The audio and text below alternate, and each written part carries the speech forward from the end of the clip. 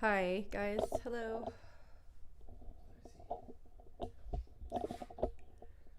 Can you hear me?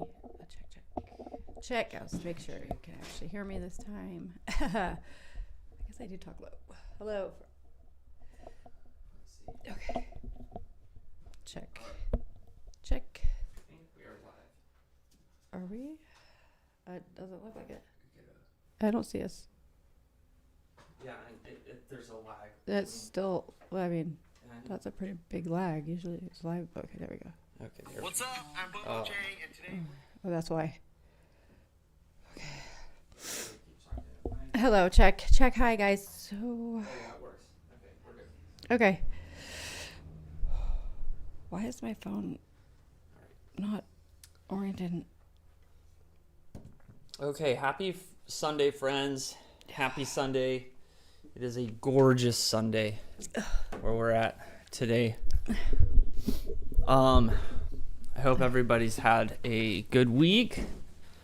Having a hard time remembering exactly. I know last week was going to be tough. There's a very powerful conjunction happening this week between all the malefics.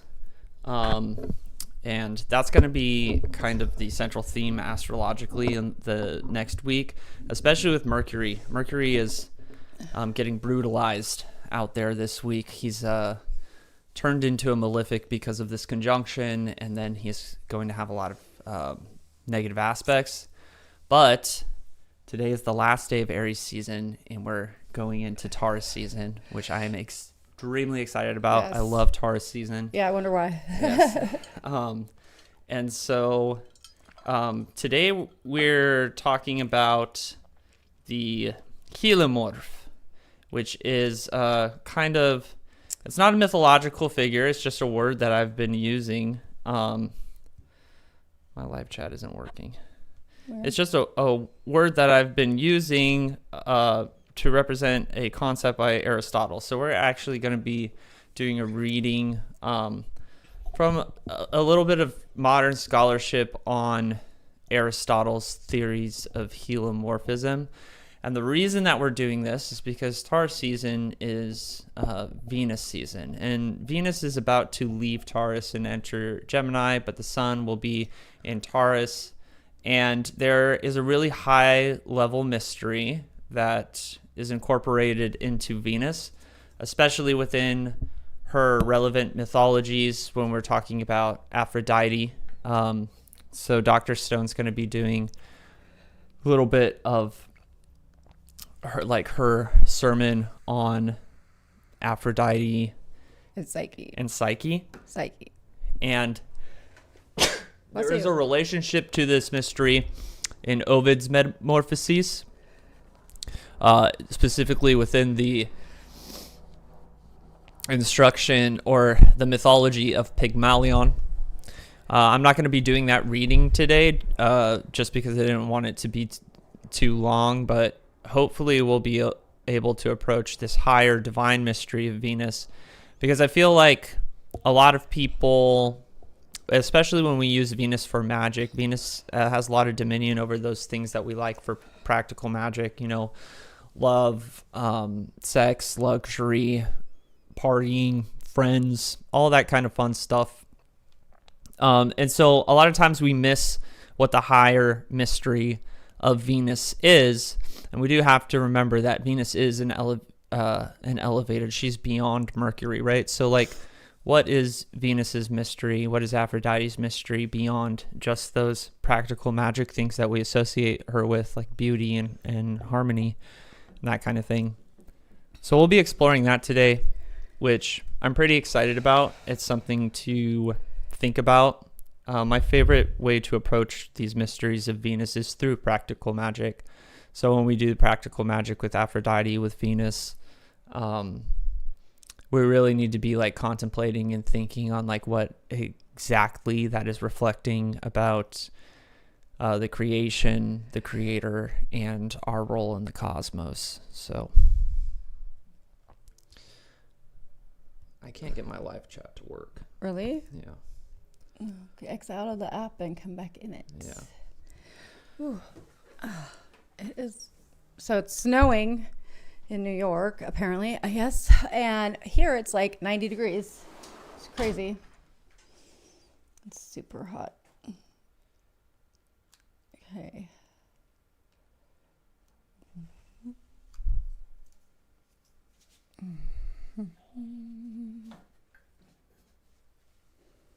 Here we go. Okay. Got it? Yes, I got it. All right. All right. So yeah, let's see. Yeah, happy Sunday. Nice to see you, Teague. Nice to see you, Michelle. Tontu. Running Red Witcher. Snow in New York. Crazy. Yeah, that is crazy. We get snow in Northern California, and this year it only snowed for like a few weeks. No, days. Which was it said. yeah, It was only a couple, which 3 was days. strange. Yeah. Yeah. Which is nuts because it's, usually up there you have to have chains and stuff to go. Yeah. So here we're at beach days Yeah. We started our beach days early. in March, for God's sake. Yeah.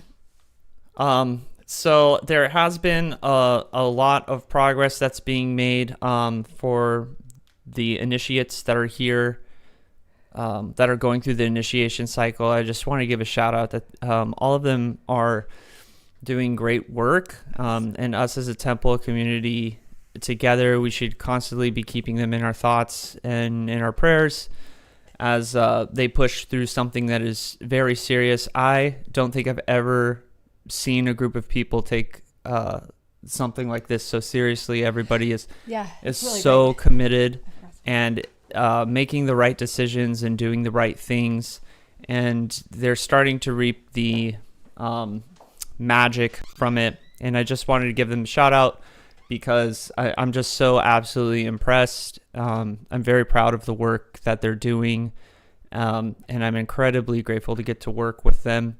And hopefully for those of you that aren't in the initiation cycle this season, you can join us for the next season. But I have a lot of respect for the work that everybody's doing right now.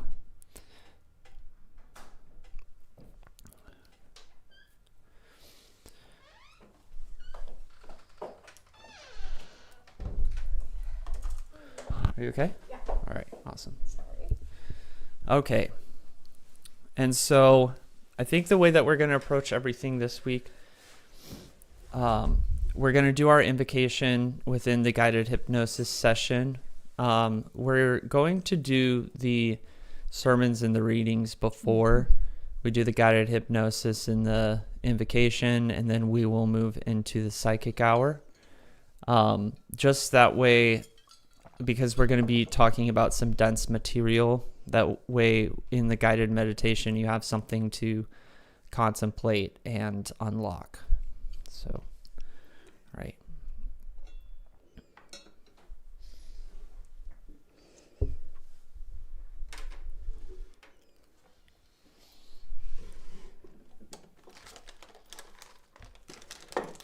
You know, I set my lighter. I was like, I'm going to set it right here so I don't lose it, and now I've lost it. Of course. Of course. Did you find it? Okay.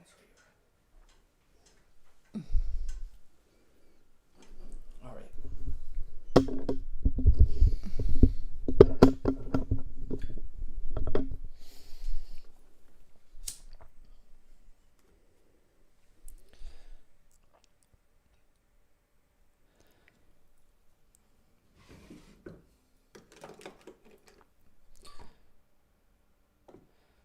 Ooh, what's happening with that candle?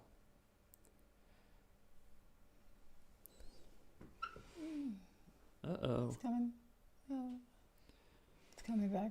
There we go. Awesome. Here. Right.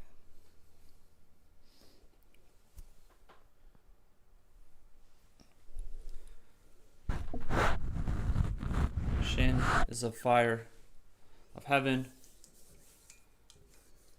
Mem is of water.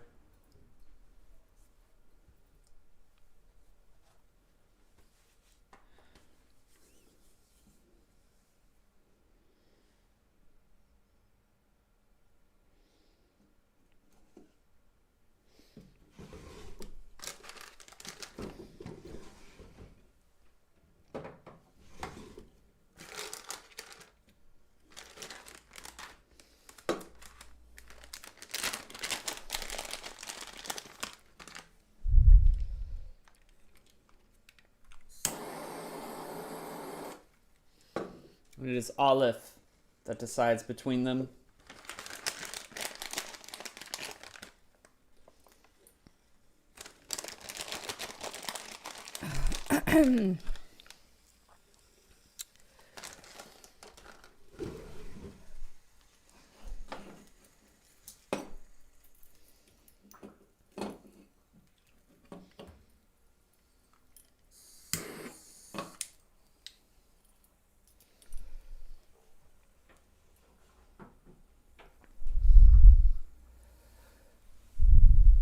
Hereby consecrate, purify my mind, body, spirit, and soul under the authority of the Tetragrammaton, under the authority of Allah, under the authority of the Most On High, Creator of the universe, Master of all.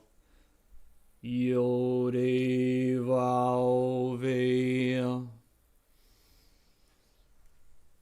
I hereby consecrate and purify your mind, body, spirit, and soul under the authority of Master of all, Creator of the cosmos. El Asher El.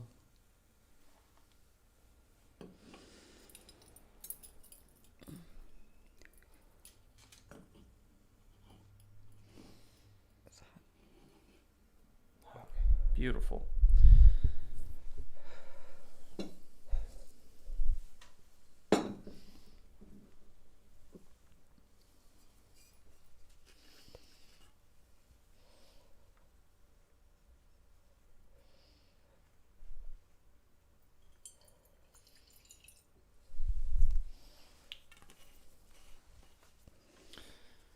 All right.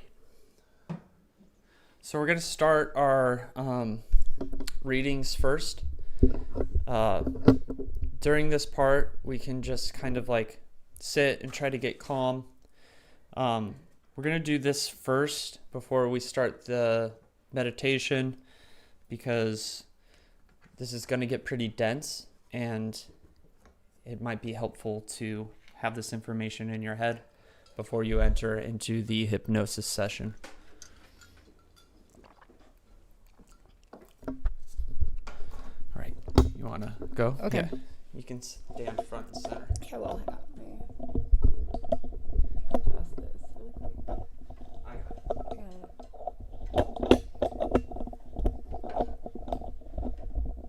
Okay. Believe it or not. Alright. Okay. Oh, shit, sorry.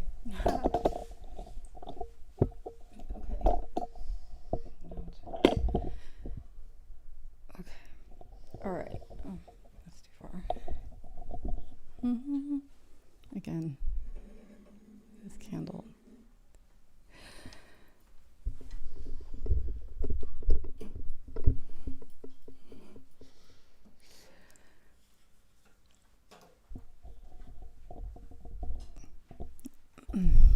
Okay. Hi guys. Thanks for being here again. I want to talk today about an old story. You probably have heard of it before. Most people will consider it a love story.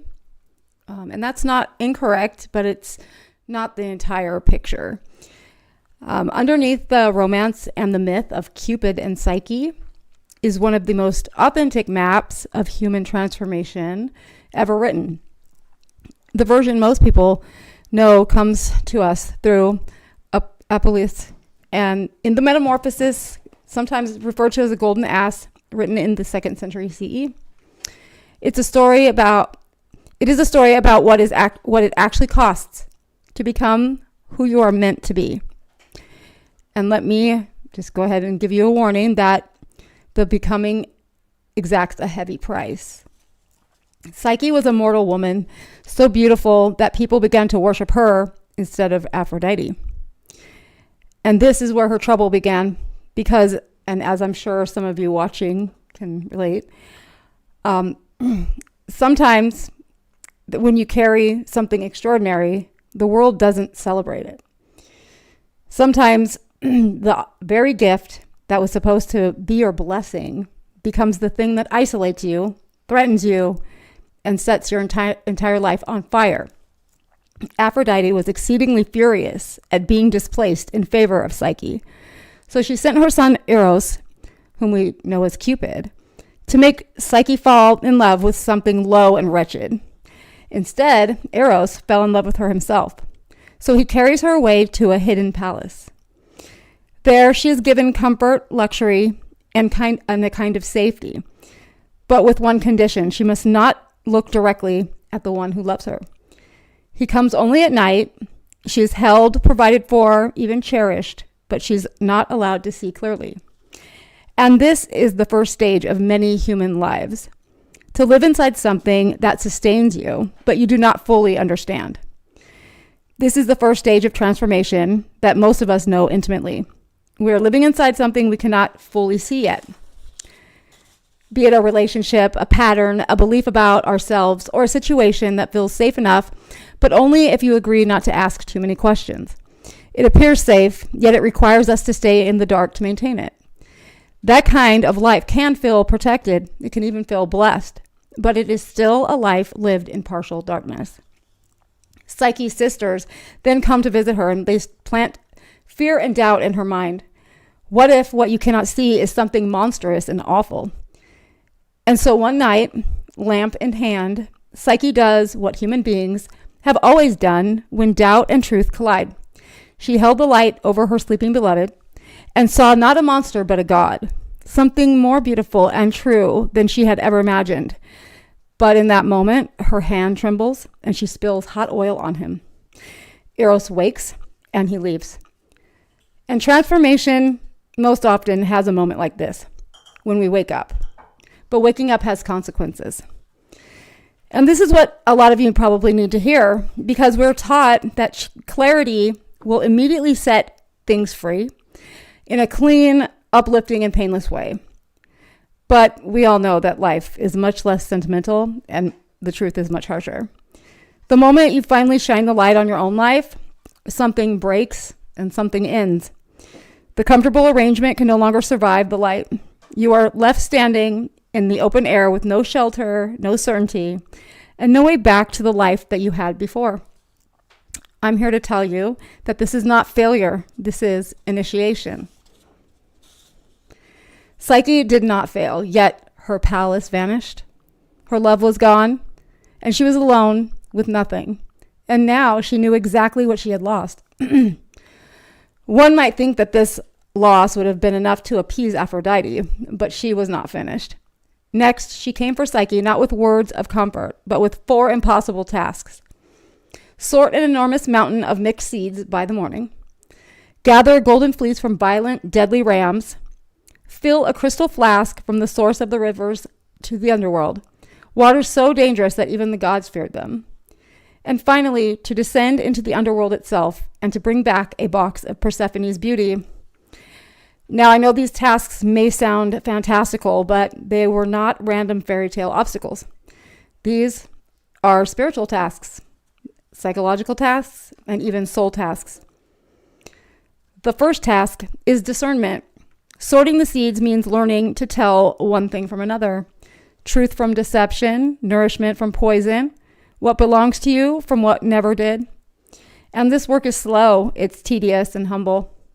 It's definitely not glamorous. Much of transformation is exactly this: sitting before the mess of your life and separating things one grain at a time. The second task is about power. The golden fleece comes from dangerous animals that cannot be approached head on. Psyche cannot conquer them by force. She must wait and observe, and she must gather what they leave behind. And there's a lesson there. Not every resource is won by battle. Some forms of power require timing and restraint, and the wisdom not to charge at what could destroy you. The third task is about limits. She must gather perilous water, and she can't do it carelessly. She must carry what is required and no more. That too is a lesson of the soul. There are reasons or seasons when transformation is not about boundlessness or expansion. It's more about precision and containment, about learning that you carry too much. If you carry too much of the underworld, it will drown you. And then comes the final task, the descent itself. The underworld is not just a place in myth. It is in every confrontation with grief, fear, the shadow, death, humiliation, loss, and the hidden parts of the self that we spend our entire lives avoiding. Psyche did not bypass this descent. She went straight for it. And this, to me, is the reason why this story still matters. Because real metamorphosis is not aesthetic. It's not some random quick glow up. It's an ordeal. It's a dismemberment. And it's a collapse of one form of the self so that another form can emerge. The story clearly tells us that Psyche almost didn't make it. She stood at the river and considered ending her life. She reached the final task and nearly made a fatal mistake, opening the box she was told not to open. The story also informs us that Psyche didn't do all of this alone. She was helped by ants, a reed, an eagle, and by a tower.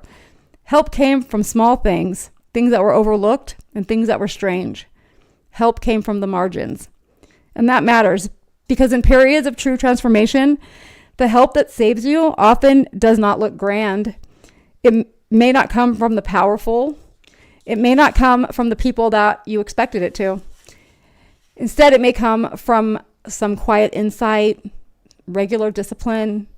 Someone says something to you in passing, an instinct, a voice that tells you exactly what you need to do next. The ancient world understood something that we often forget. Grace does not always arrive with the sound of trumpets announcing it. Sometimes it's just simple instruction. And when we are in the middle of our transformation, when we have already lost the comfortable life and already paid the price of waking up, the universe does not hand us a gentle path forward.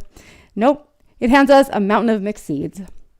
It hands us a task that looks completely impossible. This is the truth about real transformation that we don't talk enough about in spiritual spaces. It is not graceful and it's definitely not linear. And you will need help from places that your pride would have previously refused. The word psyche in Greek means soul, and she is not just a character in a myth. She is your soul working its way through every impossible task that genuine transformation requires. The sorting of the seeds is the painstaking work of discernment, learning to tell what is true from what is false, and from what serves you to what destroys you, one grain at a time. The golden fleece is the resources and power that you need, but you cannot take them by force or by rushing. You have to be strategic and patient, and you have to be willing to pick up what others leave behind, rather than fighting the deadly current head on. The waters of the underworld are parts of your journey that are genuinely dangerous, where you need precision and boundaries and the courage to say that you're going to continue forward. And the descent into the underworld is the shadow work, the facing of what you've been most afraid to face. Psyche went right for it. Now, again, I had mentioned earlier that at the end of the story, Psyche nearly loses everything again by opening the box she was told not to. Even here, Psyche is still human. She's still vulnerable to vanity, longing, and error. That too is part of the soul's journey. Transformation does not make you instantly flawless. It makes you deeper and more real. But Psyche, despite all of this, she persevered and she came back. She was elevated to godhood, not as a reward handed to her, but as the natural outcome of what she had survived and what she integrated. She became immortal because she had done the work that immortalizes us. She's been completely dismantled and had chosen at every stage to keep going. She married her beloved. She had a daughter. Her daughter's name was Hedon, which means pleasure, joy, and bliss. And that is the promise underneath this entire story. On the other side of the impossible tasks of the discernment work and the patience, the danger, and the descent, what's waiting for you is not just survival. It is joy, real joy, earned joy, the kind of joy that cannot be taken from you because it was built from the inside out. So if you're in a season where your palace has vanished, if you are staring at a mountain of mixed seeds, if you're trying to gather what you need without getting destroyed, if you're standing at the edge of your own underworld wondering whether you can go any further, hear this. You are not lost because the path is hard. You are not abandoned because the task seems impossible. You're not broken because your life has entered a phase of ordeal. You may be in the oldest pattern there is, the pattern of the soul becoming. Psyche did not become immortal because she was protected from suffering. She became immortal because she went through it consciously. And perhaps that's the greatest lesson of her myth, that becoming who you are may cost you everything false, but it does not cost you your soul. It reveals it. So may we have the courage to lift the lamp. May we have the patience to sort the seeds. May we have the wisdom to approach power rightly. And may we have the discipline to carry only what is ours to carry. And when the underworld opens before us, may we have the strength to go down and return bearing what transformation has made possible. So it is. Mote it be.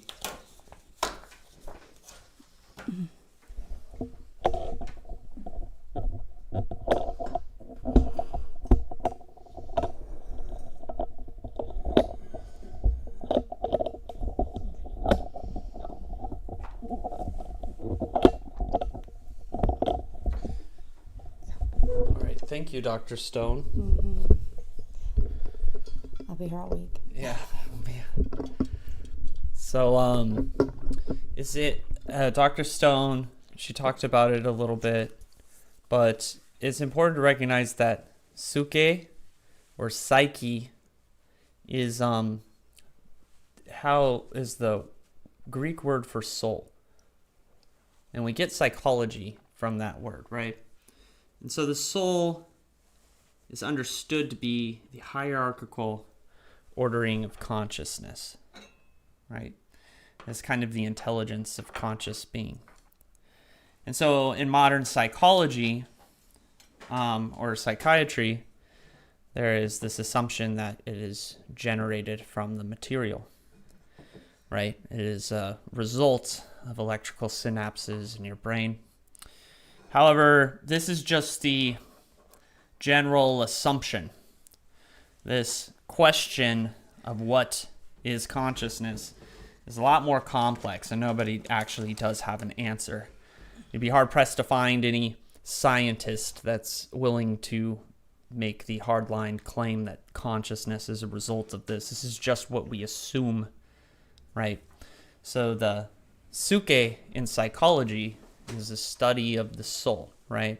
But we have a very secular worldview of it.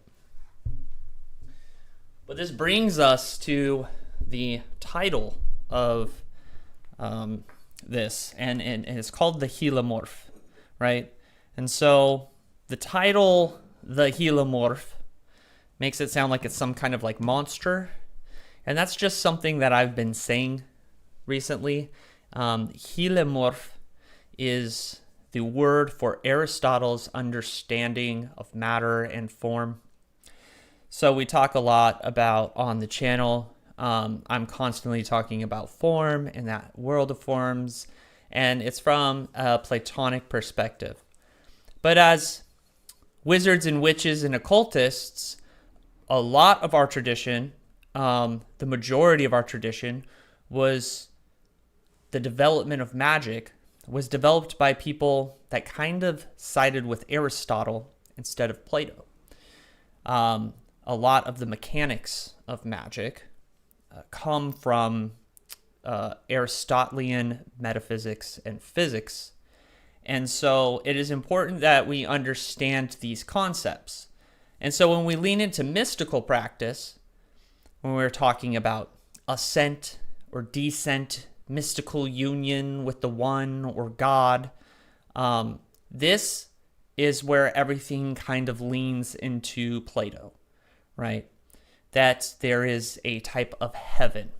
And Plato believed in the world of forms, which was a separate world where the forms existed, and they existed without matter, and that matter received the forms, and matter was a decayed version of the forms. And so this world of forms in Plato's idea could be compared to a kind of heaven, or everything is perfected and it's in God's intellect, and that is where, virtues come from and perfect ideas come from. was Aristotle. He disagreed with Plato on this, and he thought that the form and matter were inextricably linked. They could not exist without each other, right? And so in Plato's mystical cosmology, matter, before it receives the form, is this raw material to be impressed upon. And in Aristotle's, the form cannot exist without the matter. Like, you don't happen upon just like formless matter somewhere waiting to be molded. And so this idea is what informs a lot of how we understand Aristotle's idea, a lot of how magicians understand their craft. And so by approaching Hylemorphism, we begin to understand how our magic is operating when we're doing things such as creating talismans, ensouling ourselves, doing identifications, right? When we are using magical objects, and when we are interacting with spirits, putting spirits into the crystal ball or the genie lamp, whatever it may be. And so the Hylemorphe is kind of this concept, right?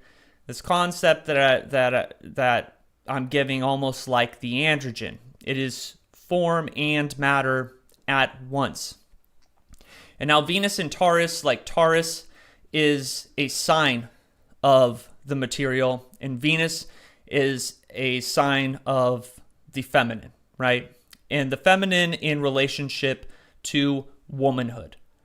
So it is not necessarily that women are Venus, but Venus Aphrodite is expressed through women, right? So when we're talking about divine femininity, divine masculinity, that kind of stuff, we are not saying that, Venus is a human woman, but we are saying that the human woman expresses the qualities of Venus. There's a Hylemorphism right there. And this unlocks a little bit of the mysteries of what womanhood is. Because if the Hylemorphe, right, if the Taurus is the matter, and Venus is Hyle, right, which is matter, morph is form, right, which is the ideal. If we're going to put that into masculine and feminine aspects, Abraham Abulafia does this. He says that Adam is Morphe and Eve is Hyle. Then Venus would be that process. If we go by Aristotle's Hylemorphism, which is how we understand operative magic, then Venus is where form and matter come together. It is the Hylemorphe. And this is Venus's supreme magical, elevated, and celestial power. She is where the Hylemorphe is made, the coming together, the conjunction. And if you think about how this happens within human women, right? Or women in the animal kingdom, they are responsible for the coming together, giving existence to the Hylemorphe, right? Through children, that kind of thing. And this is the high mystery of Venus, and why Venus is associated with things such as harmony, such as beauty. This is what Aphrodite's power is. So we're going to jump a little bit into an analysis on Aristotle's Hylemorphism. And this is going to get pretty intense because it is Aristotle, which would be classical philosophy.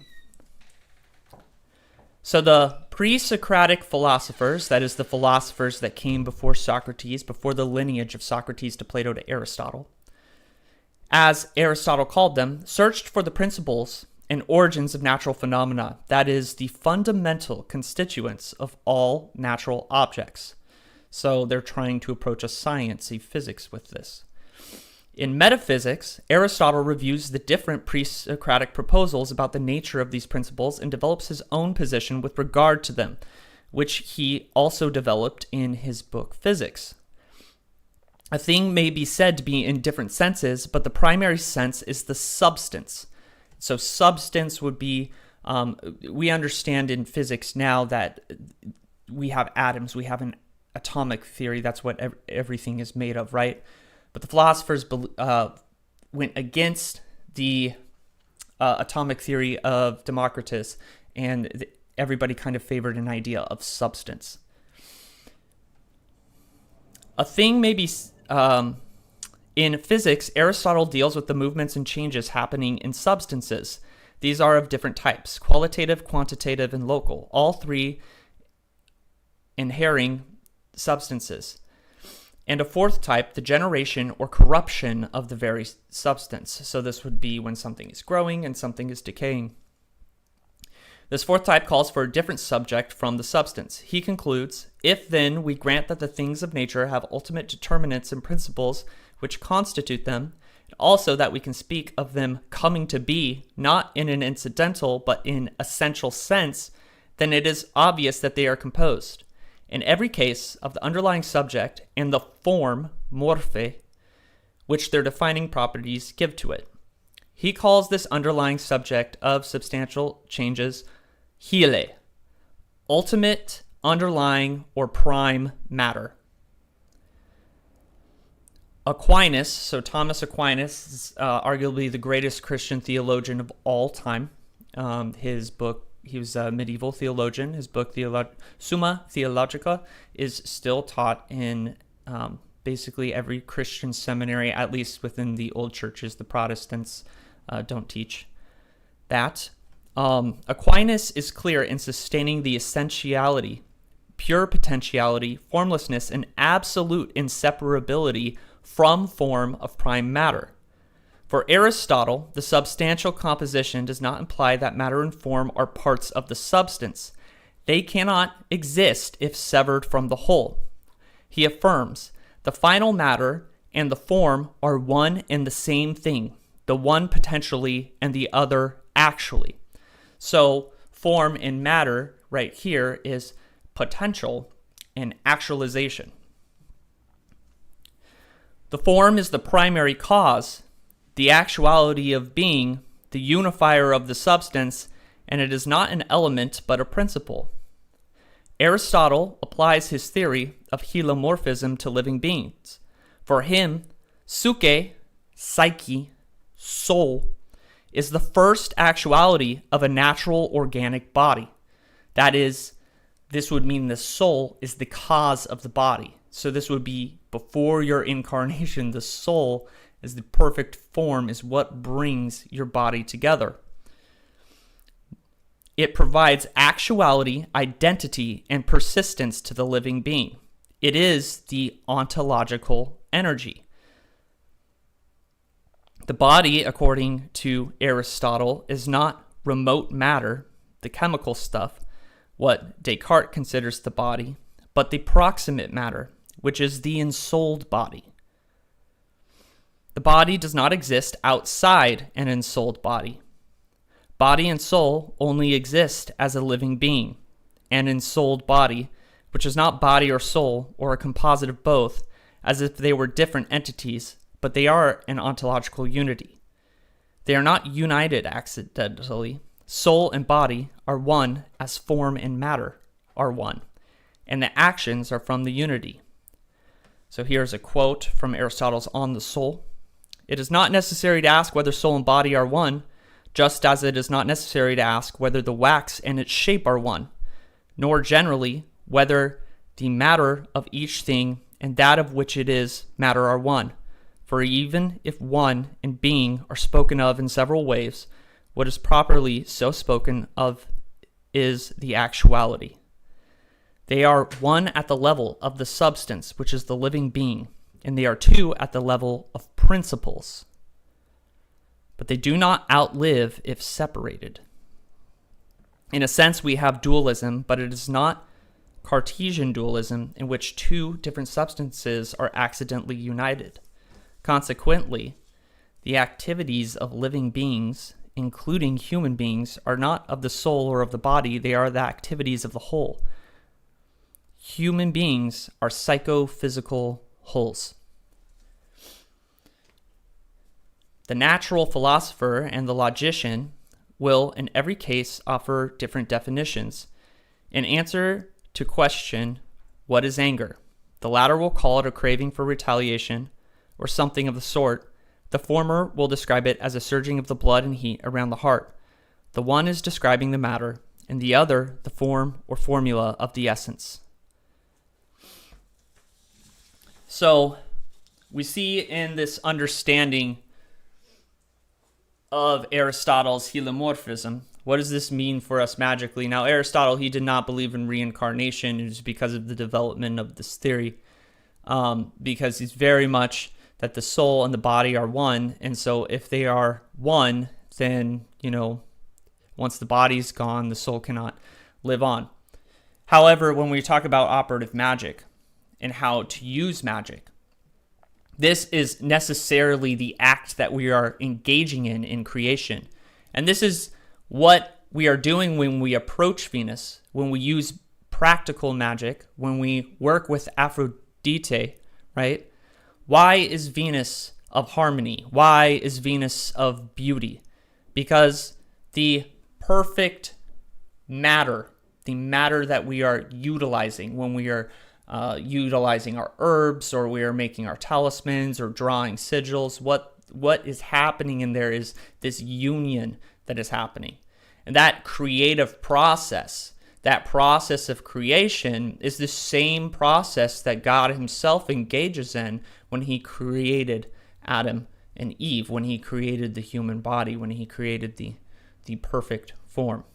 And so we are approaching through creation that aspect is necessarily reflecting what happens in the human woman. This is why we associate Venus and Aphrodite with the beauty of a woman, because the human woman is where that creation happens, right? This is a physical expression of this metaphysical principle. It is the bringing together of form and matter. This creative process is what we are doing when we do practical magic. And when we approach Venus, when we initiate into Venus and we use the practical magic, when we're talking about harmony, we're talking about vibrations, resonant frequencies, that all kind of falls within Venus's realm, because it is taking these perfect forms, these perfect ideals, these essential principles, and bringing it into the material. It's coming together. This is a creation of puppets, of golems, of human beings, of magic. This is the high principle of Venus. This is the essential quality of Venus. There's a reason that, people approach, there's a common saying within the occult that people get stuck in the sphere of Venus because you get caught up in the practical magic. You get caught up, you get lost in all the physical things she represents, right? All the physicality of Venus. You get lost in it.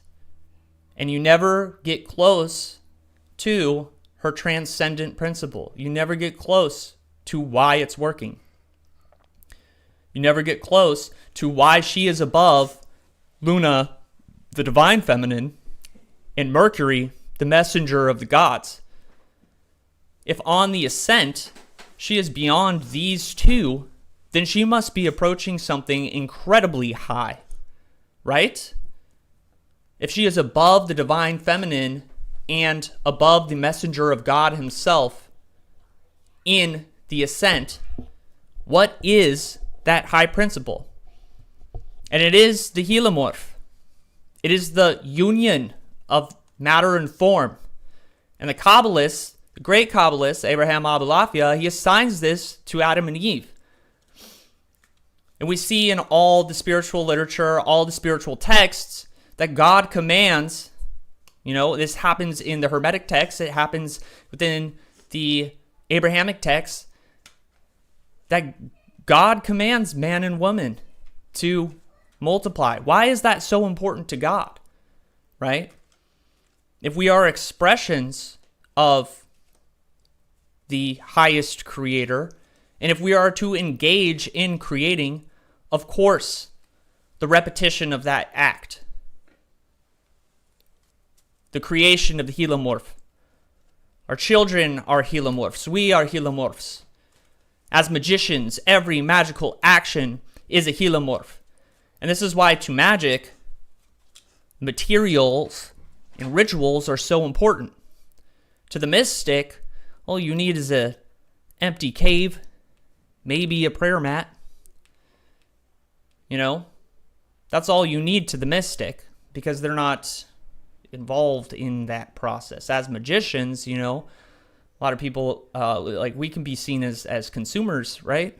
As materialists, because ritual and ceremony and the materials we use in magic are so incredibly important. And it's because of this high principle of helomorphism. Because we approach it. This is what we approach in the magical act. And so next time you're doing practical magic, next time you are magically crafting, maybe you're making a candle or a talisman, really, really try to get in touch with Venus, with the helomorph. Understand how the soul is ensouling the body, right? In that process. Try to place yourself in that perspective of the Creator, of God, in His workshop, up there in the heavens, molding the beautiful matter in the beautiful form.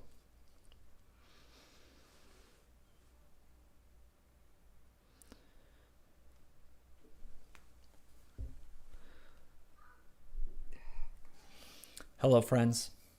And so, with that, I think that was what we wanted to talk about. I would definitely suggest checking out the story of Pygmalion in Ovid's Metamorphoses, and Dr. Stone was discussing Apuleius's Metamorphoses, which is the golden ass, where she got Cupid and Eros. And it's really, really interesting that this Aphrodite keeps getting expressed in Metamorphoses within the transformation, right?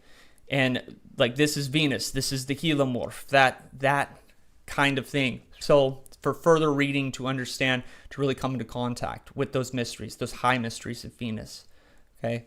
So Venus is so much more than love spells and yeah, it's so much more. Yeah, are you doing the astrological forecast right now? Yeah, well, we're going to do our guided hypnosis before we do the astrological magic. Okay. We're going to do our guided hypnosis before we move into the astrological forecast, and then we'll move into the psychic hour. We'll do our solar invocation while we are under in the guided hypnosis session. All right. So you guys can go ahead. If you have your incense, you can light it now.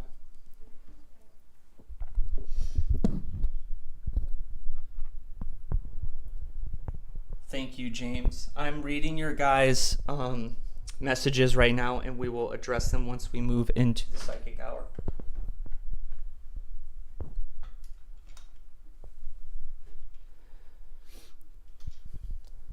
All right. And so you can plant your feet firmly on the ground. Those of you who joined us before, probably pretty prepared for this. You can start breathing deeply in through your nose and out through your mouth. We're going to find a location directly in front of us, high on the wall, so our eyes are uplifted just a little bit. There might be a little bit of pressure on the forehead. That's totally fine. You don't want to be too comfortable, but you also don't want to be uncomfortable. And as you are breathing deeply in through your nose, out through your mouth, you can begin to relax your gaze at the spot on the wall, maybe where the ceiling meets the wall. Begin relaxing it. And up at the top of your head, you might begin to notice some type of sensation. It might be warm, it might be numb, it might tingle. but whatever it is, you can definitely feel it.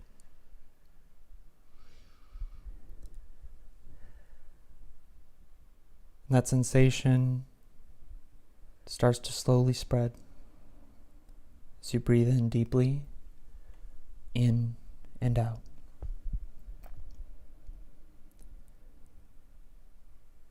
And that sensation, it's going to move to the tops of your ears,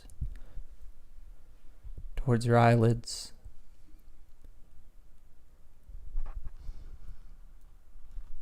and it's going to breathe in. Your eyelids may be getting heavier as that sensation moves down to your jaw, relaxed.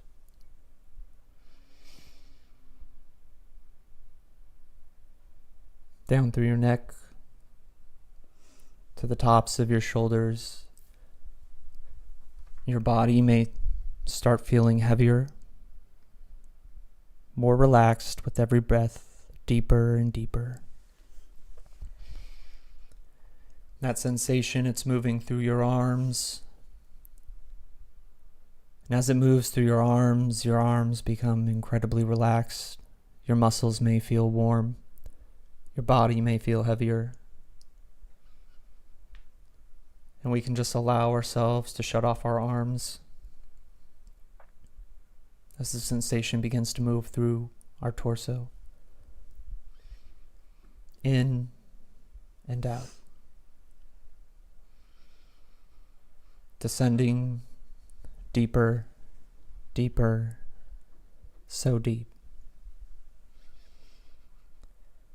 That sensation is moving through your torso, down through your waist, to your hips, down through your thighs, towards your knees. And I will begin counting from 5 to 1.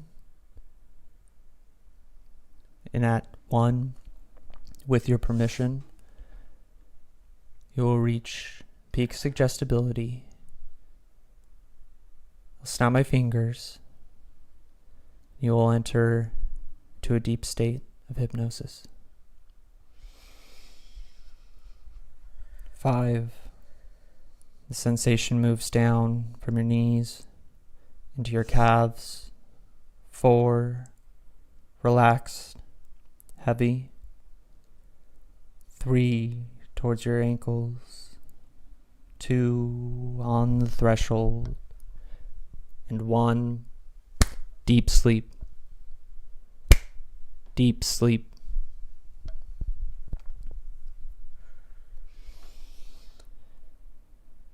And now, for the purposes of hypnosis and with your permission, every time you hear me snap and say deep sleep, you will quickly, safely, and calmly enter into a state of trance.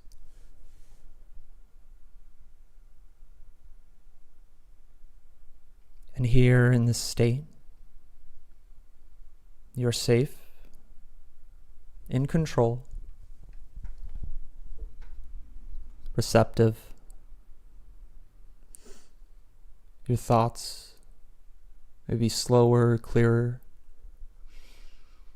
All internal noise fades away.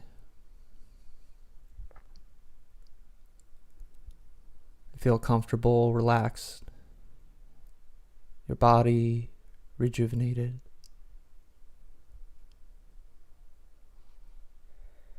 And here in this state, the images, they bleed naturally, easily. You don't have to try to see them, they just come. You begin to feel a warmth at the top of your head. You can imagine or visualize the sigil of the sun descending above the top of your head. It is a golden circle with a dot in the center of it, radiating a warm golden light.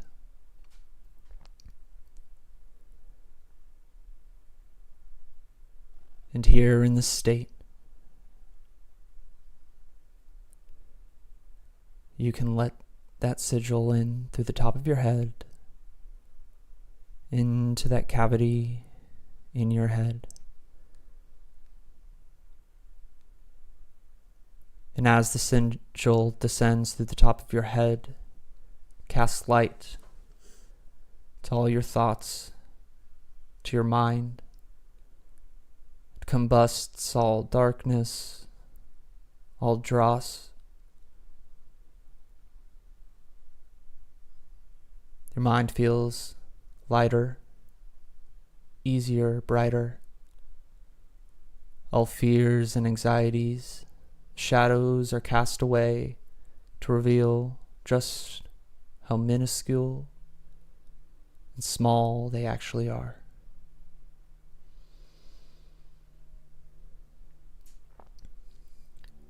Now the sigil begins to pour out a hot liquid gold. And this hot liquid gold, it feels warm, it's healing. Everything it touches feels lighter. Now you can allow this liquid gold to travel to the energy channels in your body, your prana, your chakra, your dantian.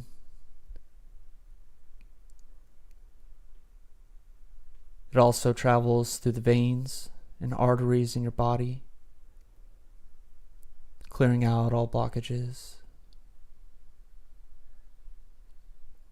And you can feel it moving into the capillaries, into the muscles and the skin. And as this happens, you turn into solid gold. How curious it is to be made of gold, to be made of metal, feel lighter, radiating golden light. Understand yourself as the sun, as soul, golden.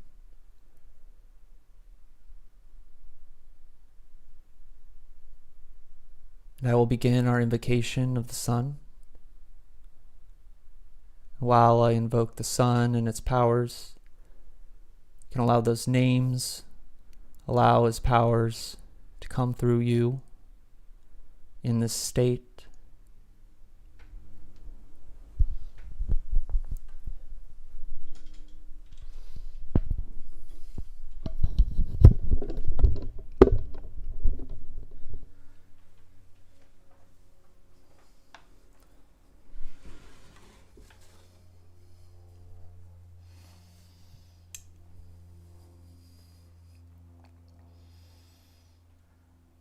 O soul, you who are the source of riches, the increase of strength, the honor of life, the source of splendor and the beginning of all goodness, we entrust our entire will upon you, and with it place ourselves wholly in your hands. We entreat you on account of any depression, loss, lessening of power, or the diminishing of status. I conjure you by the most on high, creator of the cosmos, that ground of being, that monad, who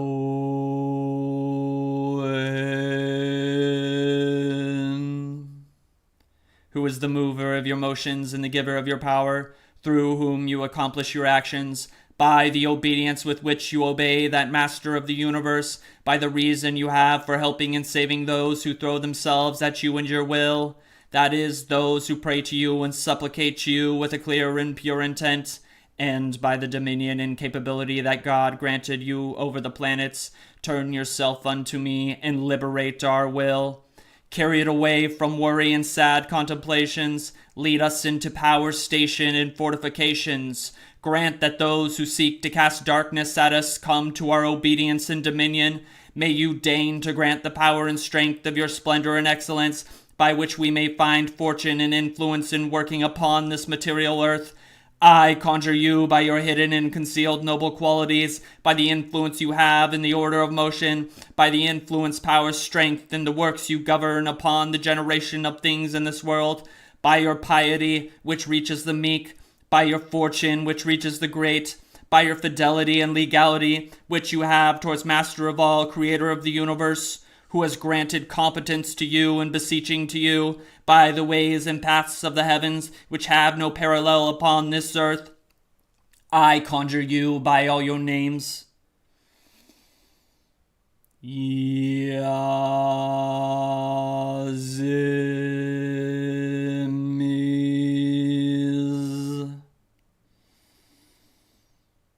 So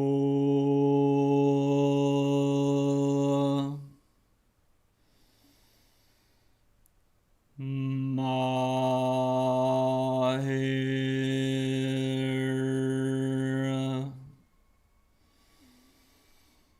Lehuz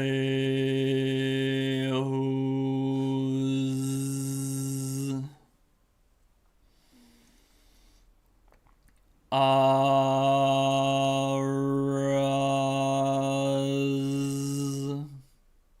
You who are the light of the world, I conjure thee. Heed our prayers, understand our requests, those in our hearts and those in our minds. Pay attention to our words and descend into us with great effect. All those with a pure and untarnished will towards you shall have complete identification. You, O great luminary.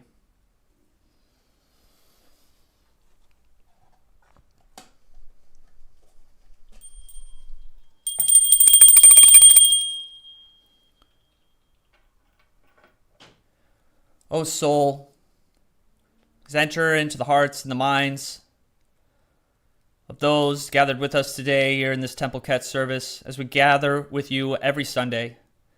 Please entreat any depression, lessening of power, combust all darkness that comes towards these wizards, these witches, and these mystics. Be with us, stay with us, and help us to become as you. Lift our souls up to you, O soul. You, O great luminary. We ask those readings today, the gnosis of the Hylemorphe, of Cupid, of Eros, and of Psyche. We ask that you bring gnosis, revelation, and illumination on these subjects to aid on the paths and the journeys of these great wizards, these great witches, and these great mystics that are gathered here with us today. Oh, thank you, soul. Mote it be. So it is.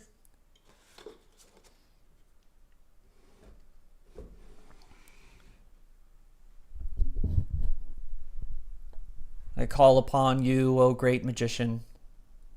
That archetype connects those members of the temple. We ask that you lend the gnosis, the power of Venus, the Hylemorphe, to the magic, to the workings of all gathered here today.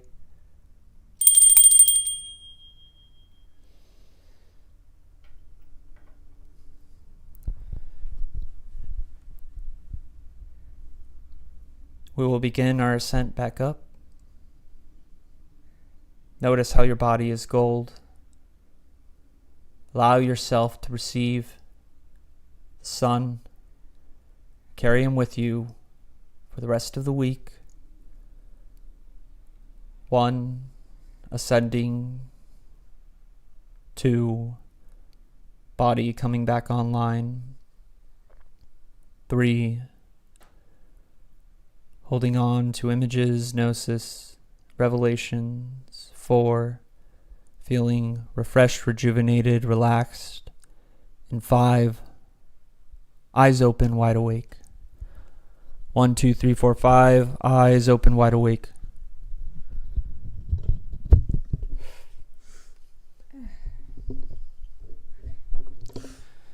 All right, guys, welcome back.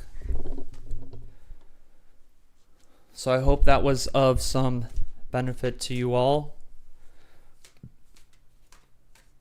I think as the sun aids in the gnosis and the revelation of what Dr. Stone and I we're talking about, that it blossoms into more effective and powerful practical magic as you understand, come to know internally, crystallize internally, truly what you are as a magician when you engage in practical magic, and how even if it may seem mundane or profane, that you are approaching a very, very high principle.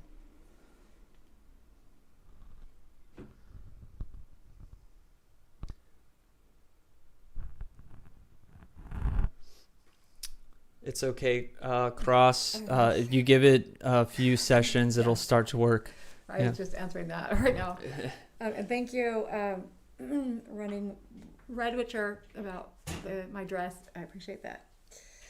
And James of David, James son of David. Thank you. Very nice compliment. Did you see that?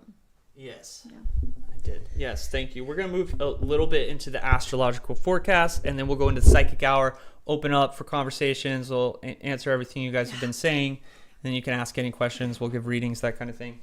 Okay. So let's just get this astrological forecast. You're going to put it in the frame, yeah? Yes, I'm going to put it in the frame.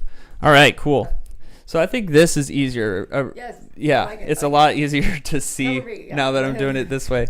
Okay, so we see the main theme, the main core this week is that there is a conjunction between Mercury, Mars, Saturn. We talked in Aries. We talked a little bit about this last week, but this is the core.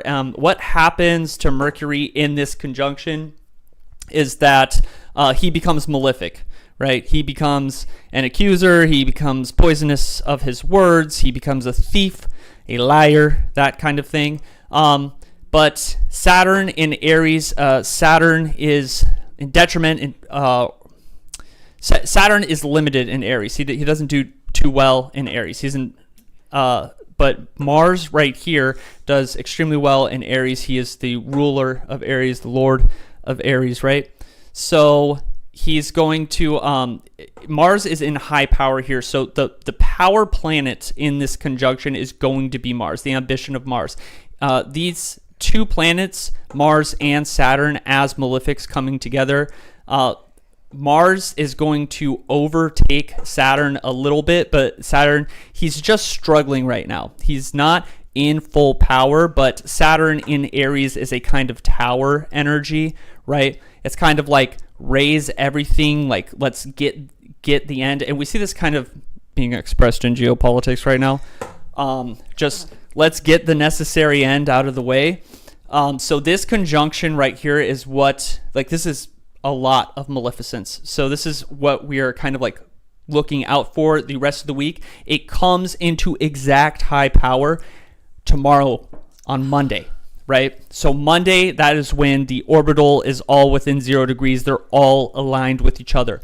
So what you can do with this magically is you can harness it for baneful magic. That is true, but I'm getting a lot of prison energy right here.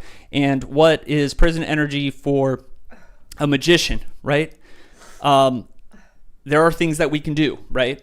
Create a prison for things that are cast at you. Create a prison for entities that are following you around. You know, this is a great utilization of this conjunction right here. If you want to do some work to set up this baneful, malefic stuff in your favor, right? If anything comes your way, if anything crosses you, utilizing this conjunction, making a talisman that kind of deals with that, is going to be a perfect opportunity to do that. That being said, Sun is crossing into Taurus season, and that's why we were talking about the Hylemorphe. That's happening tomorrow. I'm very excited for it, but that's why we're talking about the Hylemorphe, because the materiality, the physicality of Venus is expressed in Taurus, right? When Venus is in her other sign, which is Libra, we're talking more about her associations with beauty and harmony. So that would be like kind of like her artistic, her aesthetic look. With Taurus, it's the physicality. So that physicality is expressed through the Hylemorphe, right? And when we are creating things, when we're, as magicians, we are creating golems, we're doing magic, this is a great season to do it. Now, unfortunately, Venus is leaving Gemini, or transitioning into Gemini soon, so you don't have a lot of opportunity until she leaves, but she will still be in power. You'll be able to utilize some awesome aspects there. So today what's going on, there's the moon conjunction with Venus, and the moon is sextile with Mars. Now, because Mars is malefic in this, I would kind of stay away from that aspect right there, that lunar aspect. It could cause damage to the inner world, but then we talked about this conjunction. That's going to be happening. It's coming into high power tomorrow before it starts separating the rest of the week. Tuesday night, we have a sextile between the sun and moon. That conjunction, if you want to utilize that conjunction on Tuesday, you can do that also. It might not be as powerful. Wednesday, the moon is coming conjunct with Jupiter. It will be square on Wednesday night. The moon is going to be square with this conjunction right here, which is going to be really bad for the inner world as well. Be careful with self-talk. Be careful with how you're perceiving things. Maybe not, you might be taking offense to things that people are saying. Thursday night, we're going to have a square between sun and moon. Now, this can be utilized favorably because of the aspect that the moon is having with Venus on that night, which is going to be a sextile. However, I would kind of just stay away from any kind of Jupiter operations on that night because the malefics are overpowering Jupiter on Thursday. Friday, kind of the same situation. Mars is going to be coming with the malefics after Jupiter, right? So Friday is like, lean into Mars if you're having to deal with this, right? You want to be on these guys' side during this. So if Jupiter is in conflict with these guys on Friday, jump on Mars because he's the most high-powered. He's like being fed by Mercury. He's dominating over Saturn. And then if he's going with these other two guys on Friday against Jupiter, I would, identify with Mars. Wear a Mars talisman. Make sure you are channeling that Mars energy through this. And then Saturday, Moon square Venus, Mercury square Jupiter, and then that conjunction's still separating on theirs. So we can see that the big issue this week is going to be Mercury. Be very, very careful with Mercury, right? If you want to get on the right side of the planets, I would be working with Mars through the rest of the week. If you're trying to work with Venus during the season, just be careful where the moon is placed. But get prepared. There's a really good election coming up on, I think in 2 weeks, on May 14th between Jupiter and Venus, and that would be the last day of Taurus season. So if you were going to do a really cool Taurus, Jupiter, Venus, moon kind of spell, maybe set your sights 2 weeks out. So anyways, with that being said, that is the astrological forecast. Let us move into the psychic hour. We'll answer your questions. We'll respond to the chat. Ask us anything. Tell us anything. We love hearing from you. Indeed we do. So are we getting out of all of the drama, basically, at some point here? Yes? Does Taurus bring us out of the drama? All of the bad stuff? Or no? What? Are we there yet? Are we getting out of all of the, rough times? Yeah, as this so what's been happening, the rough times, is there is the applying of this conjunction that everything's been working towards, right? The peak of that malefic conjunction is on Monday. So once we cross the threshold of Monday, things should be mellowing out. I'm curious. I never like to get into like the news, like overall astrology kind of stuff, but I can't help but be curious because of everything that's happened during this conjunction in Aries, geopolitically. So I would say my prediction that things might be mellowing out geopolitically as as this conjunction starts separating after Monday. That'll be good. Yeah, that'd be absolutely amazing. As for taking advantage of Taurus season, I mean, moon workings are going to be amazing during Taurus season. So if you're trying to do any practical magic, just time the moon. And then, like I said, there is on May 14th, Jupiter, Venus, and the moon are all going to be aspecting each other during Taurus season. This will be kind of your final night of Taurus season to get like a really cool wealth or love spell in. So maybe gear up for that. But I mean, Taurus season is Taurus season. It's usually a pretty good time for everybody. So. Oh, that's good. Yeah. I mean, I think, yeah, it's spring. So yeah, that's good. See, so Bootless has a dream. A dream, yes. I love you guys are bringing dreams now. Yeah. That's my longest occult skill. Yeah, he's really good at it. That's one of the first things I think that I learned about. I proved my wizardry to her with the dream interpretation. Yeah. All right, go ahead and type it out in the chat, and I'll do my thing.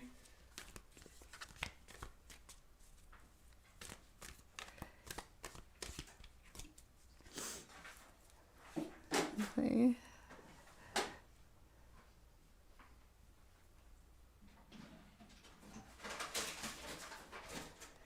Let's see.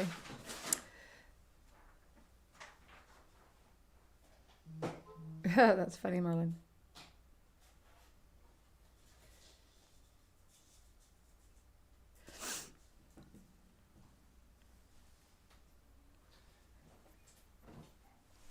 Yeah, so if you guys have questions, go ahead and put them in the chat.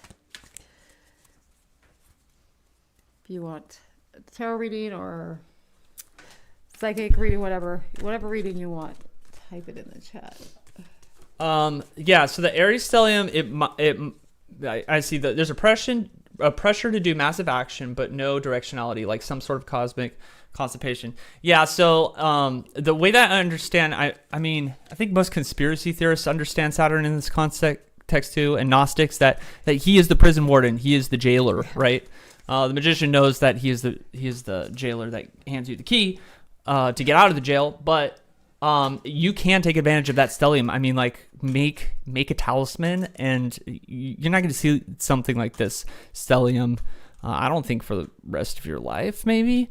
So I would harness that energy. I know I have my own plans with it. Okay, I was on a boat talking to a guy with a lisp. Oh. And he asked me, do you know why I like to use my boat when Mercury is in Taurus?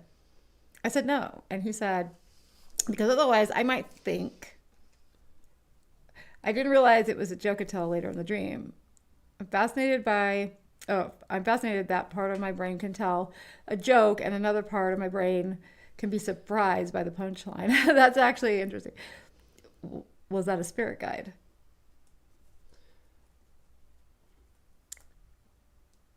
And is that a valid assessment of Mercury and Taurus?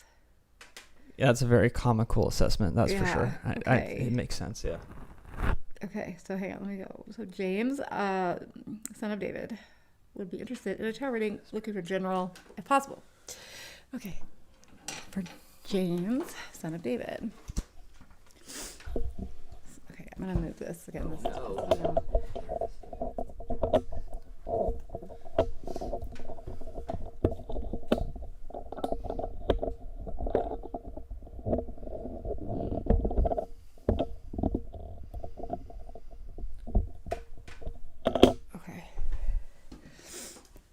Okay, yes, for James. I'll go ahead and pull some cards. Yeah, so that was just your own personal gnosis. So so we're talking about the boat. The boat always represents travel or whatever, journey, that kind of thing. The guy with a lisp. The lisp is interesting because that's kind of a reference to the context of the dream, right? So there's a kind of communication thing, right? Like what's going on with the lisp? Well, you're not like speaking the way everybody else speaks, right? That's why you have a lisp. That's why people say it's a lisp. It's like, oh, you speak different. Go to speech therapy, get rid of the lisp or whatever. But Mercury, yeah, it's just the content of the dream. Like he said, because otherwise I might think. So this might be explaining to you how you understand Mercury and Taurus working together, that maybe the communication is kind of muted while Mercury is in Taurus. I would just kind of write that down, take it as like personal gnosis, and maybe like how would you utilize that, or how would you understand that. I really like the comical nature of that, though. That's a pretty good joke. Yeah. Okay. let's see. Okay. Yeah, because Mercury is air and Taurus is earth, and that kind of it's going to ground anything airy. So it is an accurate interpretation.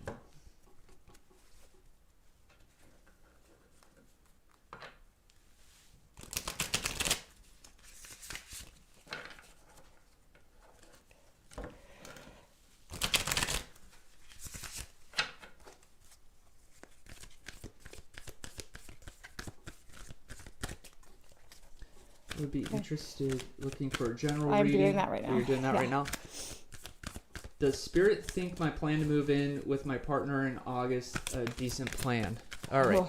Let's get the magician up in this one. Since you guys are both in the current. James, so that's it. Oh.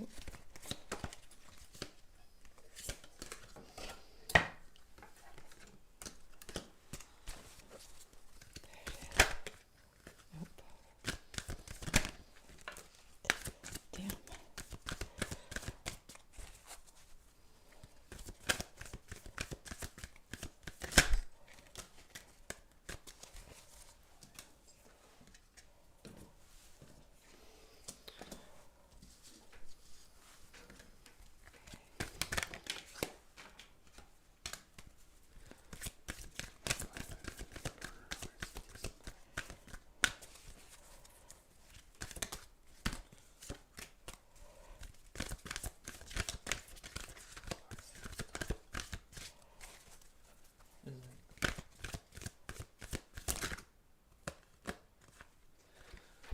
Yeah, it's good. I mean, our little magician archetype likes it, so he's giving you guys the go ahead to move in with each other in August.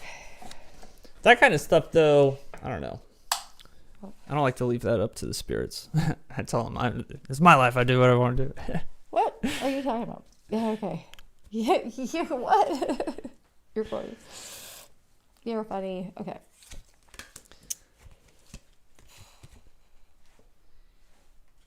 Okay.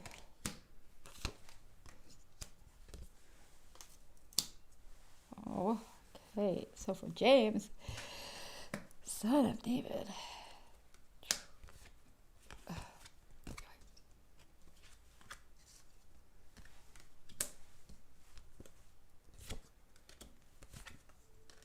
Okay. Wow. Wow.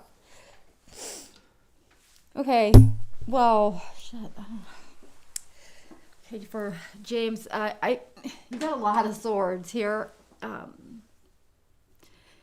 The Hierophant crossed by the 5 of Swords, so that's like conflict with tradition of some sort. So I'm not sure what that's about, but I think going forward I can see it. So there is the 9 of Swords, the 3 of Swords.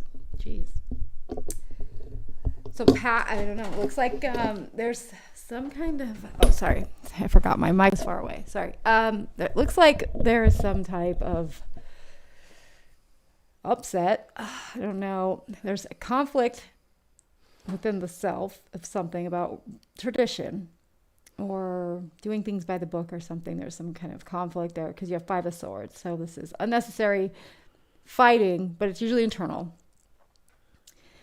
But then on the outside, you have the 9 of Swords, which is about despair and cruelty, and the 3 of Swords, which is sorrow. This is in the past positions. And then the Wheel of Fortune, which is, either a cycle repeating itself. Yeah, it looks like a cycle repeating itself. It's not new. It's familiar. It's just different players, different faces. Then 4 of Cups.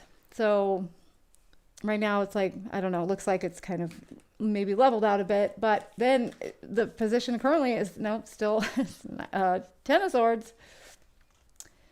What is going on? No, this is 10 of Swords. 10 of Swords. And then the 6 of Wands. So 6 of Wands is about having to kind of hold your head high, go back someplace, go back and face the music, so to speak. Or maybe perceive, like, I don't know. I always think of it as like having to go back home after we moved away. Like, this is just an analogy, but like, you know, like if I had to go to Fresno, like where I'm from, I would be like, ugh, God, I gotta go to Fresno, but I'm not gonna pretend. I'm not gonna act like when I get there. I'm not gonna let people know I'm shaken by it, right? You know, I'm gonna go in with my head high, and you know, kind of own the fact that I beat the system and got out. You know what I mean? Instead of letting fear take me over. So I don't know. Looks like there's something here. Like something happened. It looks like something in the past was pretty bad, traumatic. I don't know, upsetting, destabilizing, something of that nature.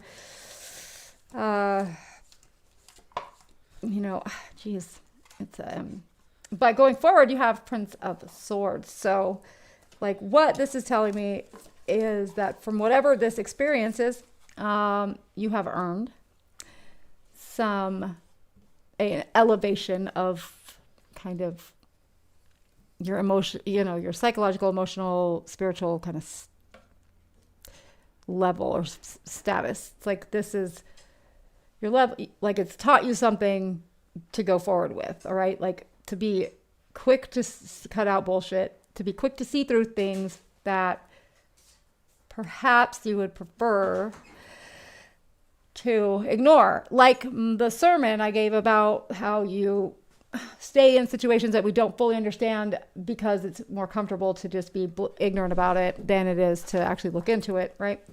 Something, I don't know, it's like that. So now, like from your past experience, it's about, transmuting, taking it and making good from it. Whatever this is, it looks like it's pretty serious, like it's definitely left a mark. I don't know what's going on here, but it looks like, you know, you're doing the right thing. You have the Magician here, so it means that like everything that you need to go forward and succeed and like to surpass this situation is in your possession.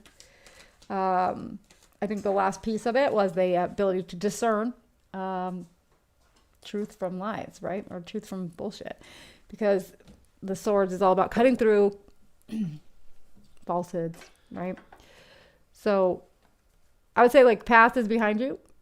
Don't let the Wheel of Fortune repeat, like let it turn in your favor instead. And you do that by transmuting whatever negative stuff from the past and turning it into a lesson learned and like going forward with it, carrying the benefit of it rather than be upset, if that makes sense. I have no idea what the hell went on in your life, but from the looks of your spread, I don't envy you. And I'm not trying to be rude. I'm being serious.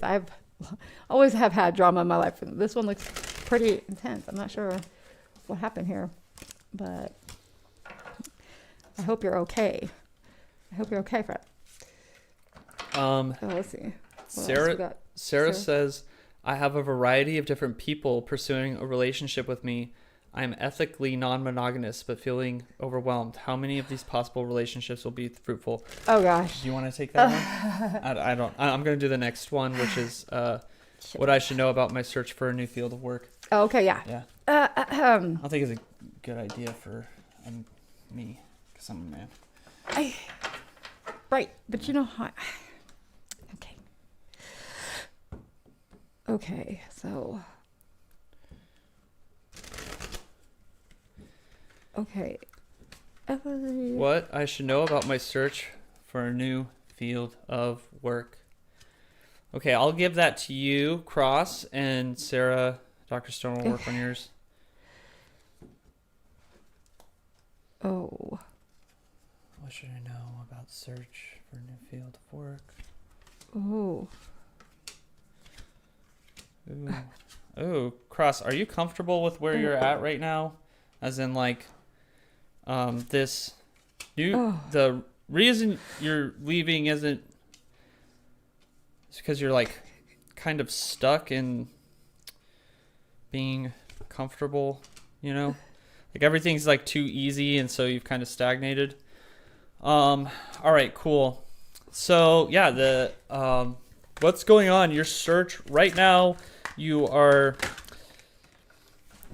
Hold on, let me get this into the thing. It helps me be a little more decisive about my interpretations. Okay. It's like... Okay. So what's going on is that you're not risk taking. You're not growing. That is why you're looking for the new field of work. However, where you're at currently at this moment is just like you're kind of stagnant. You're comfortable, at least emotionally, not materially. However, your new field of work that you are looking for is going to be incredibly challenging emotionally. It's going to trigger a lot of growth. Now, what is standing in your way is that you like the emotional security. You basically are enjoying that things are not challenging enough, right? So you are misordered in your priorities. You are water of fire instead of fire of water right now. Fire precedes water. You need to get into your action state. And that is why you're in this kind of needing to look for a new field of work in the first place, because historically you don't like to take risks. Classically, you don't like to do something new because you much prefer the comfortability of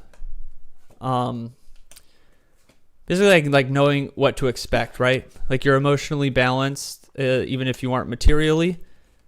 Is that right? Yes, emotionally balanced even if you're materially, and you don't really want to rock that boat. However, this new field of work is going to be an intellectual field. Okay? It's going to be something that uses your mind, that uses your brain. That is ultimately your power in this new field of work, but it's going to be challenging emotionally because it's going to cause you to grow. I'm going to give you like one more card, right? Can I get one more card? Okay. The total theme. Cool. Air of air. Yeah. So you are looking for something that uses your head, that uses your mind, your brain, your intellect. Prince of Swords. That is the thing. You need to get out of the comfortability of your emotions or stagnation. You need to challenge yourself intellectually. Okay. Sarah, darling. Okay. So for your situation, I actually, if there's two options, right? There is actually an opportunity. Like there is actually something with one of those options, and it's an opportunity for literally like a relationship to start. And it's like, but here's what to look out for. This is the person's on the same page as you, like about all the things. Like there's no BS and there's no mixed messages. And it looks like, to me, it looks like actually it would be moving out of that kind of vibe and into a actual like relationship, committed one. I don't know why, because the Hermit's here, and then the Love, Two of Cups is here, but we also have the King and Queen of Swords. So I think what I think I see here, is that at some point this idea of many, or plenty, right, is going to be emotionally taxing and unfulfilling, right? Like at the end of the day. And I think it looks like kind of the facade gets kind of, deconstructed for you. And then with that, I think like two of you are going to come together at the same time about this stuff. I don't know why. It didn't tell me that. But it just says that, and then there's the Hermit. So it's like you guys are going to, there's somebody. There's the one person here. So and that person is the one that's going to be having the same mindset about the thought process behind the relationship. Okay. Like as you, if that makes sense. And then there's the Hermit. So it's like, you guys are both going to be reflecting, on what you guys want and stuff like that. So look out for that person, not the person that's just saying all the things that sound right. But yeah, there's something opportunity here. See if I can get anything else to help out with that. Okay. That just seems like so much work. I'm gonna be honest. I couldn't do it. No way. I am very I'm very jealous. I'm just kidding. I'm not jealous. But I can be. There's no way I would not be able to handle that. So kudos to you for being able to deal. Let's see. Oh yeah, the universe. So yeah, oh yeah. Yep. You got death and the universe. So yeah. So the ending of something, the ending of a cycle, the ending of a chapter, phase, etc. is here. So yeah, that looks good for you. So let me know how that goes. I want to hear all about it because I'm nosy. Yeah.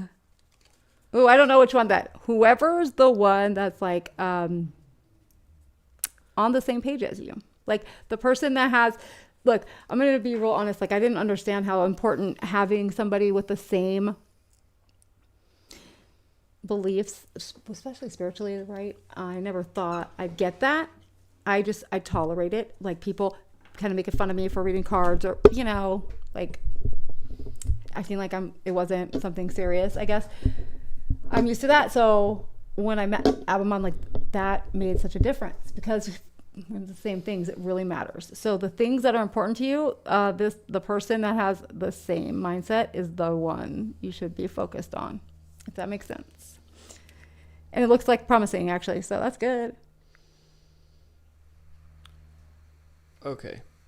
So I think Ryan Stahl wants a tarot reading. Looks like building off his last reading, which was Strength, Hanged Man, High Priestess, Temptress, or Empress. I'm not sure. Yeah, I think it's Empress. It's really hot in here. Yeah, I know. I'm going to do, I just did a reading for you, Tantu. Tarot question, how to navigate the relationship with my mother at this current moment. Ultimately, the cards are saying inaction. Don't do anything. Don't exert any effort into it. You got an 8 of Cups for that position. Oh, yeah. Hanged Man is where you're at right now, but it's reverse, right? So the Hanged Man reverse indicated is that your head's stuck in your emotional wounds, okay? You've got a 9 of Discs reversed in the back. These 9 of Discs inverse might, you might have some feelings of lack associated with your mother. But the way through this is this self-actualization. What's standing in your way is the Ace of Wands reversed, right? You have no power. You have no power over her. You have no power over the relationship, right? So the 8 of Cups is indicating don't do anything. Don't exert any effort on it, okay? This is beyond your control. Your mother's going to have to do what they do, and you're going to have to let go of those emotional head wounds. I'm going to give you your major card right now. Yeah, 7 of Swords. You got a 7 of Swords for the sun. It's futile. Yeah. It's futile. Stop. Yeah, I'll let the adult be the adult. I make them do it. Yeah, right? Make them be adult. That sounds like some millennial no contact bullshit. However, that's what the cards are saying. Yeah. Okay. Me personally, I'm like, they're your parents. Like, no.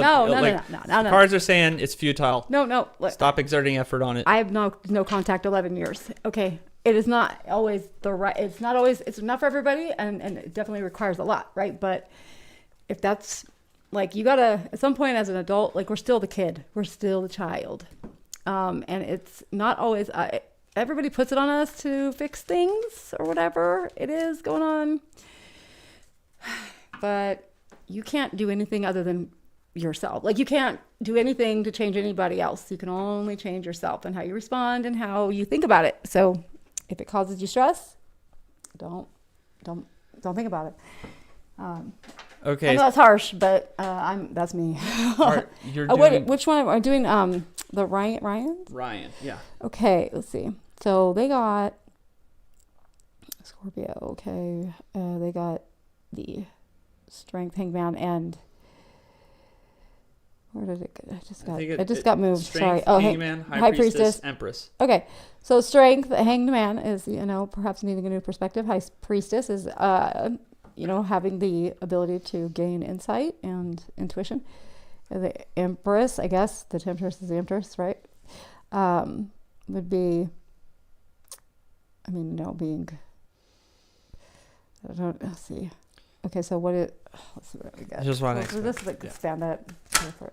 In the meantime, Hey. I'm gonna answer IB Nit's question. If someone is hypersensitive and sometimes find themselves emotionally dysregulated, should they avoid esoteric practices before undergoing therapy? Now, yeah. So it really simple answer. Dr. Stone and I always recommend doing the mental health work first. Right. If you are entering the occult or are a beginner. Esoteric practices and occult practices can trigger existential crises, psychological dysregulation. They will Yeah. trigger crises Yes. if you are doing it right. Like, yeah, absolutely.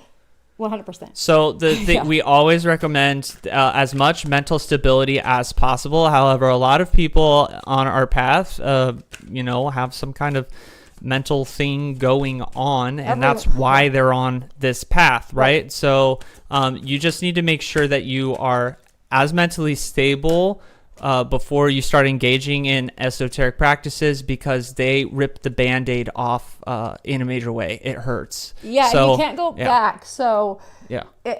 So I don't know what emotionally dysregulated really means. That's a broad term, right? Yeah. Like, so I don't know if you're talking about anxiety, hypervigilance. I'm not sure, but I have both of those things, and I'm fine. However, there are events that can happen that will definitely put you in a place that you're like. So what? it helps with emotional dysregulation. It does. It does. So yes. it gives you a sense of power over it. Yes. Right. It does, and that is something that in therapeutic settings we actually encourage for people to be able to do things that they can, where they feel that they can have some kind of control over what is normally uncontrollable. Right. So. But yeah, you don't want to just be in crisis and then jump into the occult, because that's going to That's bad. It's going to make it worse, because you confront stuff that can throw you through a loop. Yeah. However, if you have like emotional dysregulation, a lot of times I believe most of the time that when people are dealing with stuff like anxiety and depression, oscillation between those two, when it's mild and it's not like clinical and I need to be in a hospital, a lot of times, in my opinion, that is the result of a spiritual illness, and that can be, you can get rid of that, what people consider maybe bipolar, that kind of stuff, with a consistent spiritual practice, charity, and being of service to your community, right? Living a spiritual lifestyle. Acceptance. Alleviates those pains and struggles that a lot of the modern man deals with. 100%. Okay, for Ryan. So maybe you meant temperance. Is temperance? Maybe. Temperance, maybe. Was it temperance? Okay, because that card came up here again. If that was what it was, but. So I'm looking like you need just to be a little bit more patient or more trusting, rather. I think it seems like it's a more trusting situation. Like, because it's the 6 and 7 of Pentacles here, right? So it's like that forward growth and movement towards working on something that you want to reap. You want to be able to harvest the effort. You want to be able to, use the things that you've been working towards. Like, you want to be able to enjoy things, right? Like, you want to be able to make use of the things that you're working towards. But it's saying right now, you need to be a little more patient. It's coming. It's just, it's in divine timing. So if this has to do with something where you're like waiting on something, or you want something to go a certain way or something like that, again, acceptance is key here, that things are working the way they are supposed to, and that is almost always not how we want them to work, or how long they take.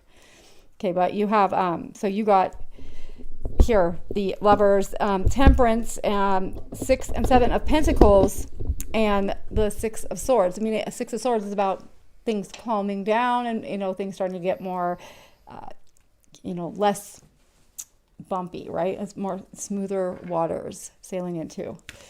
So, yeah. Just Okay, so then I saw. All right, are you okay to channel something really quick? Okay, what do you need? Somebody wants advice from Spirit. They said, I'm worried about one of my daughters. Oh. Both are deeply grieving, but my oldest is struggling to wait. That scares me. I'm just looking for advice from Right, Spirit. I saw that. Hang on, what's the daughter's name? The first name or first initial or something? Let me see. Where did I see it? You need something to link to the daughter. Yeah. Hi, just wondering what this is about. Oh, we're at. I feel blocked in life. I would like advice from the spirit world. So the magician, right? We'll go through through the magician. Okay. For Blue Lotus and Lydia Marie Austin. Lydia, okay? yeah. Okay, yeah, that's fine. That's who it was. That's who it was. I see it now. Okay. Okay. One of my daughters, deeply grieving. Shit. Okay. Let me. Right. Hang on, I just need a minute. Just a second. I gotta.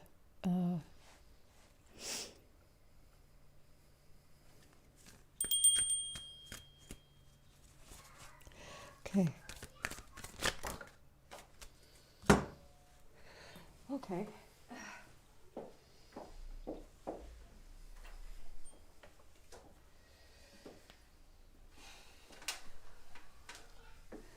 Yeah, so she's oppressed at this moment, definitely. She's got the Ten of Wands here. Whatever she's going through feels like she's never going to be able to get out of it. So, see death. Yeah, did somebody die? What happened? Or somebody I don't know. I never get the death card and think death, but something. I don't know. I think her mind is looking for, I don't know, like some kind of, it looks like, I feel like she's looking for reasons like she's trying to find reasons about this situation, like why this, whatever is upsetting her, why it happened, and then also fighting internally, struggling internally, material trouble. How old is she? How old is your daughter? Do we have any answers yet? Okay. Yes, Ryan. Oh, that's good. I'm glad. That makes sense. Did that make sense, Ryan? I don't know. I think. Okay, hang on. I can't do this with them like that. Yeah, that's fine. I can't do it. I can't channel without. Sorry, we have children in the house that are being loud, so it's hard for me to actually focus on channeling right now. But so for Lydia though, what I got from just the tarot right now is that there is something that it feels really heavy for her. She feels really heavy. She feels like it's just the weight of the world's on her. She's just being held back by this. She doesn't see the light at the end of the tunnel at all right now, but she will. It's a phase of grief, I guess, a stage of grief. I just heard. I don't know what that means. King of Wands. Did her dad die? What's up? Is her dad? What's going on? High Priestess. Okay. So, interesting. Okay. Shit. How old is she? Can you tell me? It's kind of important. What I just got, it kind of matters. If Lydia is still here, let me know. Okay. Oh. Shit. Okay, Lydia, you got to be patient. It'll work itself out. Yeah, things are coming. Illuminating. Wow. Okay. Yeah, it'll work itself out. This is it's temporary. But it does look like something that's going to come from it, though, is a heightened level of intuition with her for some reason. So it looks like this is actually breaking her down right now to literally build her back up again, like how we were talking about earlier, which is really weird. Okay. Yes. Look at it's like the salamander. It's like regenerating itself. Yep. So, 6 cups.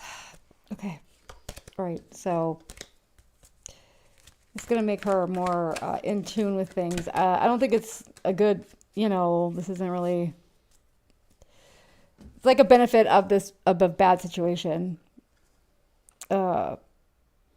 Be patient. Yeah, just be patient. If things are stewing. I don't know what the hell that's about, why I just said that, but that's what I'm getting. Things are stewing and it needed to happen. It needs to happen for her for some reason, but it's temporary. So she'll get out of it. She'll be back. Okay. Yeah. Jesus Christ. Okay. All right. Okay, let's see. What else? What is happening out there? Okay.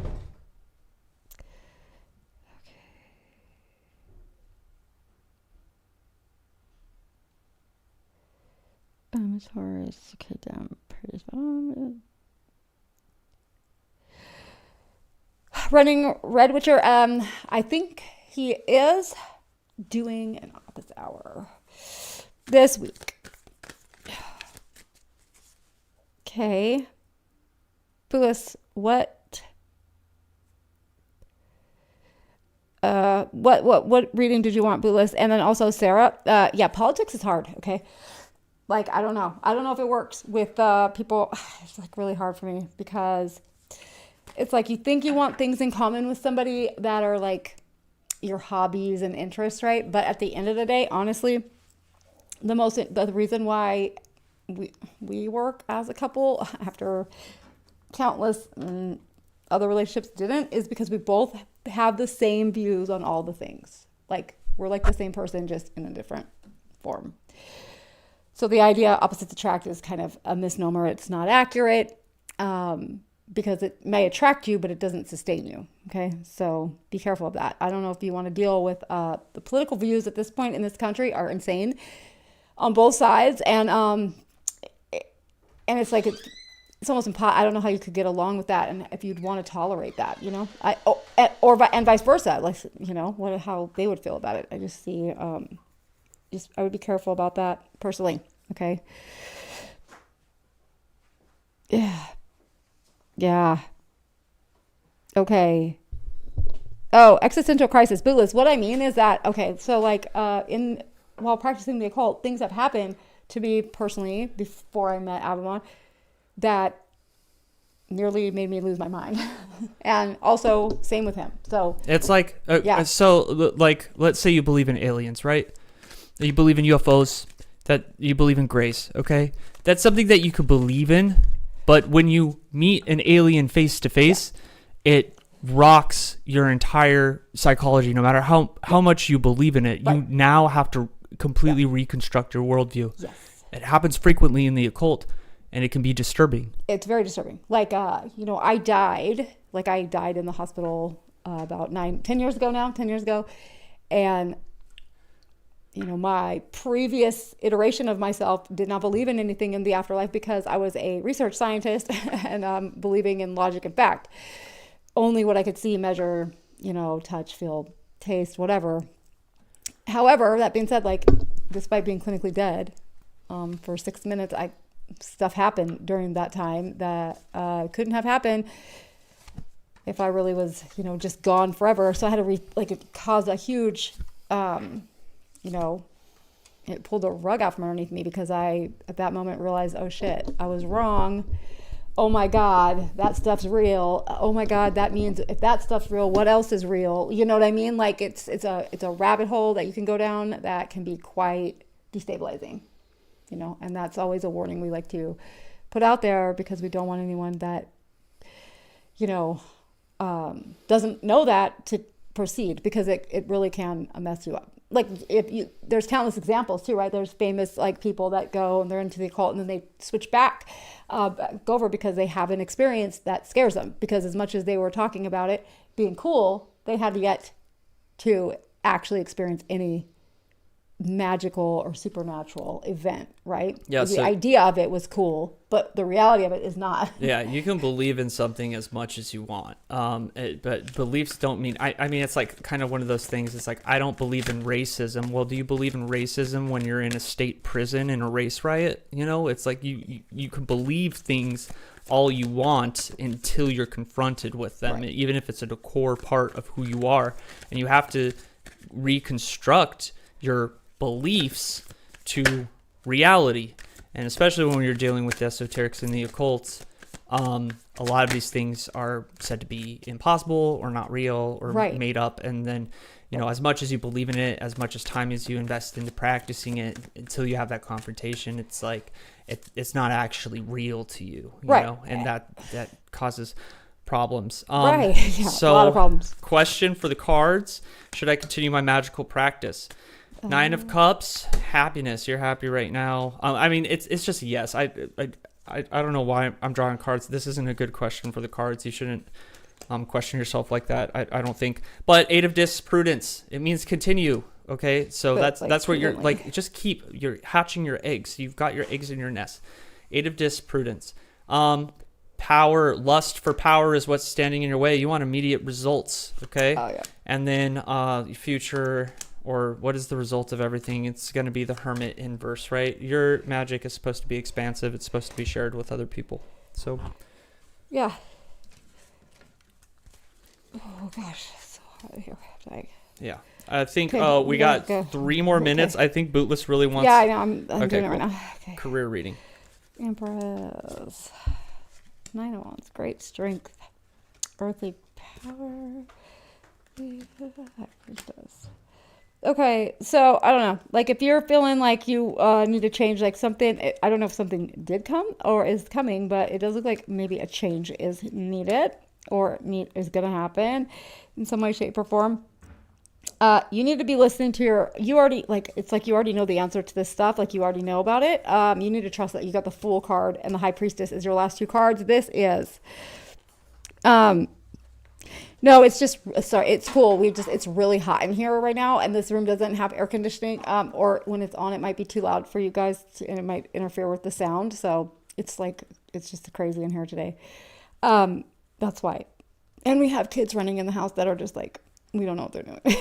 Like, they're making lots of noise. So it looks like you need to be listening to your inner voice. Like, you need to trust yourself, because that is key here. And you need to trust the process. The Fool card is telling me, like, it's fine, you know, go with your gut on this, because the Death card here is saying you need to change. And I feel like if you don't do it willingly, it's going to happen regardless. So listen, take yourself seriously, listen to that voice, and trust that you got this. It's the universe has your back on this right now. Yeah.